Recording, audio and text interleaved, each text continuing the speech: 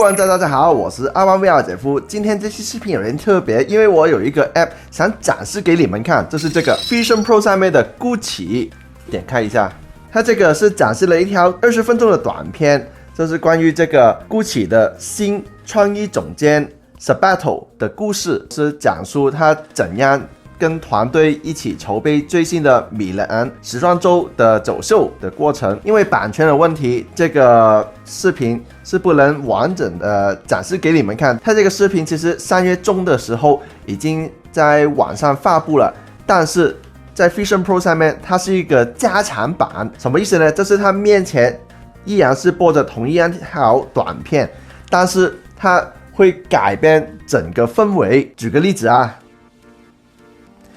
例如像这样子，它会在空中突然出现了一些 3D 的效果，例如这个手足，哎呀，我穿不过去。这个是 Gucci 的鳄鱼豹吧？你看它这个光线的反射是跟着我的黄金光的，真实的黄金光哦，就好像它是存在在我这个空间里一样的。这么近距离观察一个奢侈品，哎呀，怎么飘走了？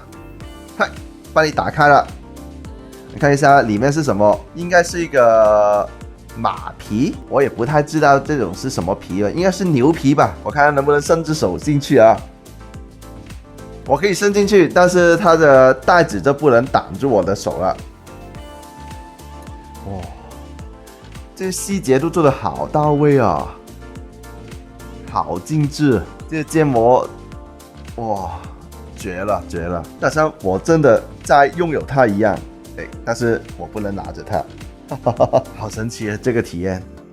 或者是它会突然把我带到在米兰时装周一个走秀的场景里面，但是在后面在走的腊肠狗是 Sabato 自己养的宠物，好可爱，在后面走。像这个，它是被很多气球包围的画面，然后我现实中有很多的气球模型冒出来，这个的效果比你单纯看一个视频更炸裂的，我觉得这个非常有创意。还有这个，我们可以看到好多的手稿，这是他设计整个 collection 的时候的一些手稿，这些草稿这是从天而降，这样漂浮出来。我们还可以一个一个来看，旋转，可以放大。